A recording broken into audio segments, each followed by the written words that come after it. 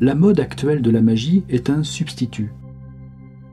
Sous le nom de magie, il s'agit parfois de support à l'élaboration de sa propre personne. La volonté est engagée vis-à-vis de forces en vue de les contrôler ou d'en obtenir quelque chose.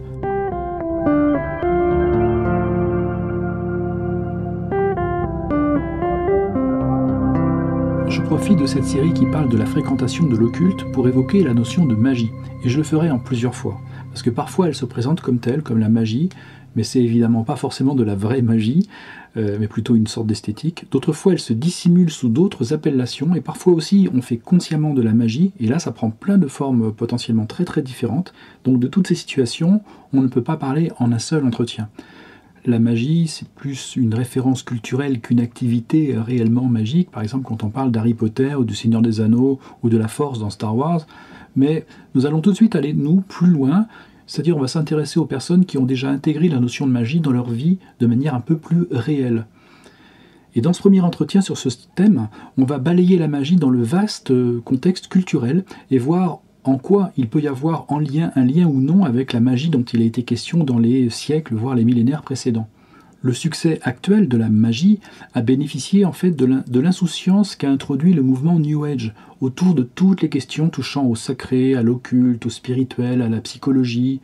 On mélange beaucoup de choses de manière très innocente, en toute insouciance, et tout peut devenir aussi un marché, une profession, une compétence et une référence commune, positive.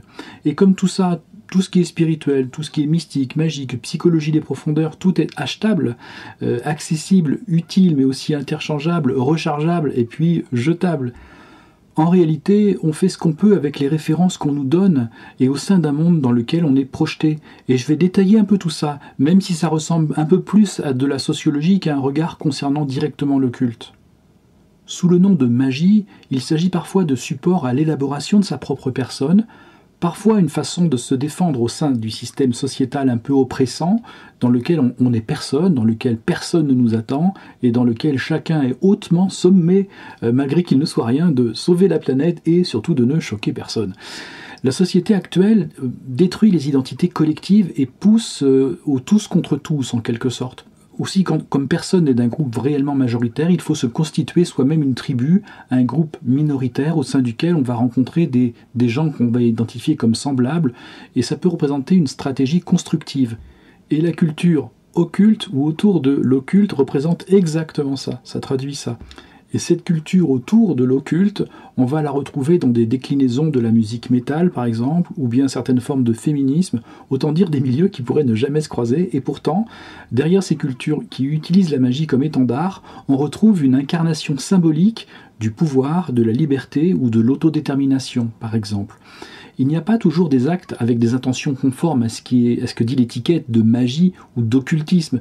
La magie dont il est question, dans les sillages dont il est question là, s'entoure plutôt d'une imitation de magie et rencontre un franc succès du fait des propositions qui sont associées. C'est-à-dire, on va inciter les personnes à être elles-mêmes, se libérer des conditionnements. Et ça permet aussi de retrouver une tribu avec des codes, une esthétique qui donne l'impression de renouer avec quelque chose de radical, qui ancre à la fois en soi-même et en même temps dans une histoire ancestrale. On a donc avec soi, grâce à cette culture occulte, une tribu autour de soi qui permet d'exister. Et on se dote bien sûr d'adversaires qui sont symboliques. Autrement dit, la mode actuelle de la magie est un substitut.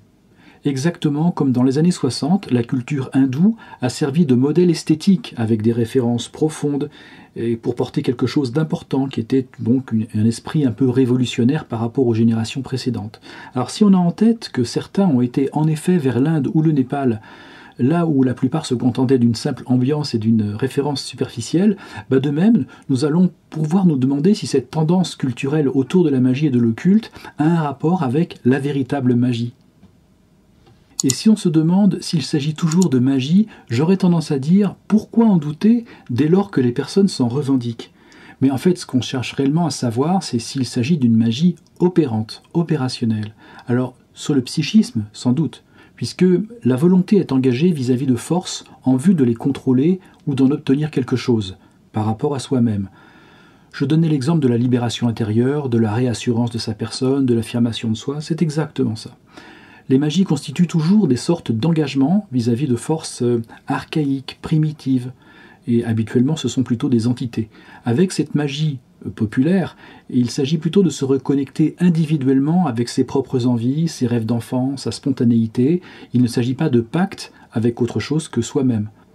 Il me semble que ce sont des démarches qui ressemblent à une pulsion de survie personnelle, au moins symbolique, avec bien sûr des adversaires qui eux aussi finalement sont symboliques au sein d'un vaste système qui est aveugle et sourd et qui n'apporte aucun apport à la transcendance.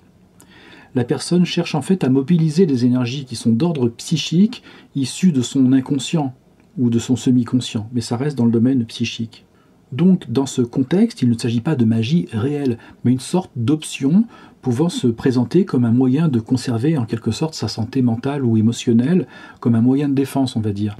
Mais elle constitue aussi une possible porte d'entrée. Parce que comme je viens de le dire, les codes des différentes magies sont utilisés comme une simple esthétique, mais les noms des entités qui sont utilisés au sein de cette mouvance sont banalisés, comme s'ils ne correspondaient à rien qu'à des forces psychiques ou à des noms de folklore par exemple, et non à des entités réelles. Et c'est comme ça qu'il est facile de glisser vers des appels vis-à-vis de ces entités, sachant que ces appels ne sont pas automatiques évidemment, ils relèvent en fait d'opérations qui sont précises, qui sont complexes et qui existent, ou bien ils peuvent être convoqués par une dévotion explicite et répétée plusieurs fois. Donc des passerelles sont possibles avec la vraie magie, d'autant que l'esprit de la personne reste disponible à une avancée vers la magie, faisant appel à des forces qui ne sont plus cette fois intérieures mais issues du monde occulte qu'on a du mal à concevoir comme étant vraiment réel. Que ça marche ou pas après, c'est une autre question, mais on verra tout ça une autre fois. Gardons en tête que cette même esthétique de référence à la magie et aux forces occultes peut aussi animer des lucifériens, voire des satanistes, et finalement les codes sont les mêmes extérieurement, et certaines valeurs sont déjà identiques, ou du moins sont acceptées par les personnes. Alors bien sûr, de telles personnes sont présentes dans les mouvances que j'ai évoquées, ne serait-ce que pour recruter activement et parce qu'ils s'y sentent à l'aise tout simplement. Le glissement, en tout cas d'une personne innocente, peut se faire très doucement, c'est parfois une question de degré, de curseur, et parfois le pas vers une magie opérationnelle est vite franchi. Ce que je souhaite dire, c'est que parfois, sans que l'on s'en rende compte, on se connecte à des forces qui ne relèvent plus uniquement de nos états d'âme personnels. Et ça peut entraîner plus loin. Un peu comme ces hippies qui ne sont jamais revenus de Katmandou, et pourtant qui leur promettaient, ils attendaient des rêves, de la liberté et l'éveil, sans aucune limite ni contrainte. Vous comprenez ce que je cherche à dire? C'est un petit peu comme les nains dans le Seigneur des Anneaux qui ont creusé trop profond et qui ont fini par trouver un Balrog, quoi. Donc, mais quelles sont les attitudes de fond dans la magie à la mode qui sont en commun avec la magie réelle? Et comment les glissements peuvent s'opérer? À quels risques on peut être exposé? Comment se rendre compte de tout ça? Bon, on y reviendra dans les prochains entretiens à propos de ce sujet de la magie.